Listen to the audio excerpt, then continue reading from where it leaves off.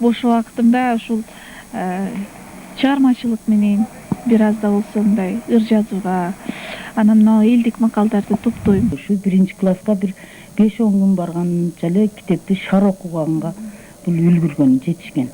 Англис тилине үйрөнгөнгө ушул аракет жасап жатам. Атасы ушунчалык ушу кызды жакшы көрөт эле, дайым айтат эле, унун уулга бербей. Мындай өңү түсү да атасына окшош.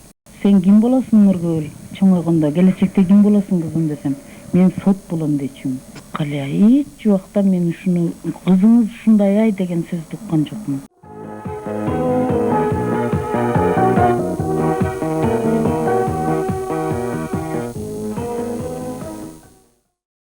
Нургүл Бакирова жаш адис болсо да улуу кичөөгө жасаган мамилеси менен өз жамаатынын арасында аброй күтө алган кадырлуу кыздардын бири болду. Ал Кара Суу районунун 30 айылындагы Крупская атындагы мектепти 1990 алтын медаль менен бүтүргөн. Мыкты окуп, коомдук иштерге активдүү катышкан чыйрак кыз жөнүндө учурунда райондук гезиткеде макалалар чыккан. Окуусун бүтүргөн соң Бишкектеги Кыргыз мамлекеттик университетинин юридикалык факультетине кирип, аны 1995 артыкчылык диплому менен аяктаган. Учурда Ош облустук прокуратурасынын жашы жетпеген өспүрүмдөргө мыйзамдуулуктун үстүнөн көзөмөл жүргүзүү боюнча прокурордун улук жардамчысы. Убактысы боло калганда жардамга муктаж балдардан кабар алып, көйгөйлүү маселелерин иликтеп, колунан келген жардамын аябайт.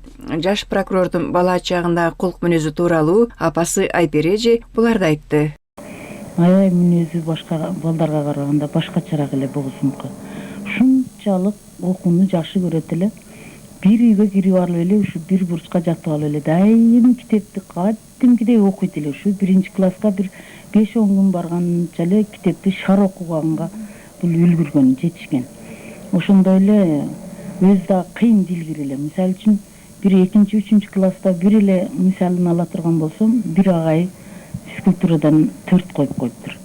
Ушу мен неужели ушу 4 аламын апа деп ошол агайдын үйүнө барыптыр. Түштөн кийинчи каяка бардың десем айтат, агайдын үйүнө бардым дейт. Мен дейт 4кө окуганды мен вообще жаман көрөм апа. 4 албашым керек мен деп барып ошол агайынан билбейм, физкультураны ойногонбу кайра 5 койдур үйгө келиптир да. Дневниги көрсөтүп атат. Мен айтсам айтат, мына апа мен 5 койдуруп келдим. Агайга мен эч убакта 4кө окубайм дейт. Анан сен ким болосуң Нургүл? Чоңойгондо келечекте ким болосуң кызым десем, мен сот болом дейчүмүн. Кале эч убакта мен ушуну кызыңыз ушундай ай деген сөздү уккан жокмун. Мындай пейли бир немеде, бир мүнөздө да көңүлүнө жаккан ишти жасайт, көңүлүнө жакпаган ишти жасабайт. Эми өзү айтчу мен юрист болом деп, ошо юрист болом деген ниетине жетти деп ойлойм мен. Анан башка балдарына караганда күйөрмөн ушундай. Илгеринки мындай характери жөнөкөй, кызымын аябай жөнөкөй.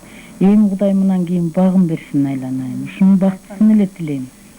Атасы ушунчалык ушу кызды жакшы көрөт эле, дайым айтат эле, унун уулга бербей. Мына эми өмүрү калта экен, ушунун жакшы бир ашнанын ичпей, немесин көрбөй кетти да. Сүйлөгөнү, мүнөзү, жүрүш турушу атасына окшош, анан мындай өңү түсү да атасына окшош.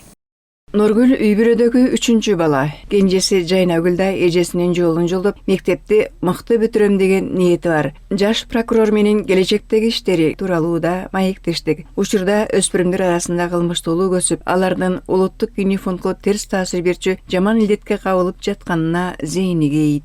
Акыркы убактарда жаштар арасында кылмыштуулук, ушул баңгилик, сойкулук, буга албетте көптөгөн нерселер түрткү болуп атат.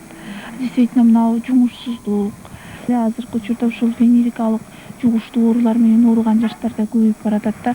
14, 15, 16, 17 жаштагылар болуп атат да.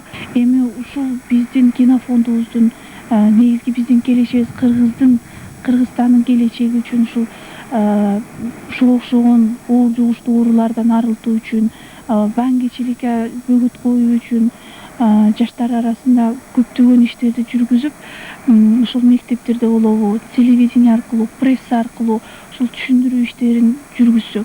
Нургүл айым бош убактысында чет тилин үйрөнүп, чыгармачылык менен алектенет. Чынын айтсам, бош убакыт көп болбойт мендечи. себеби биздин жумушта өзүңүз билесиз, эртеден 8ден кечке чейин кээде жумушта кармалып каласың, кечинде келесиң. Эми ошентсе дагы кээде менин мындай бош убактымда ушул чыгармачылык менен бир аз да болсо мындай ыр жазууга, анан мына элдик макалдарды топтойм. Кайсы тилди үйрөнүп атасың? Менби мен ушул англис тилине действительно эң бир мына тилдердин атасы деп койсом да болот. Ушул англис тилине үйрөнгөнгө ушул аракет жасап жатам. Буюрса азыр жакшы эле. Кайсы бир чет мамлекеттин өкүлдөрү менен сүйлөшкөн мезгилиң болдубу? Мен эми мына өзүмдүн эң жакын агам жана досум десем да болот. Индиянын посолу Рам Мукиджа менен мен абдан жакшы мамиледемин. Бул киши действительно биздин республикага көптөгөн алгылыктуу иштерди жасап жатат. Өзүңүздөргө белгилүү, мына ушул университетинде дагы бүт ушул Индиядан көптөгөн китептерди алып келип атат. Ал адам менен кайсы тилде сүйлөшөсүңөр?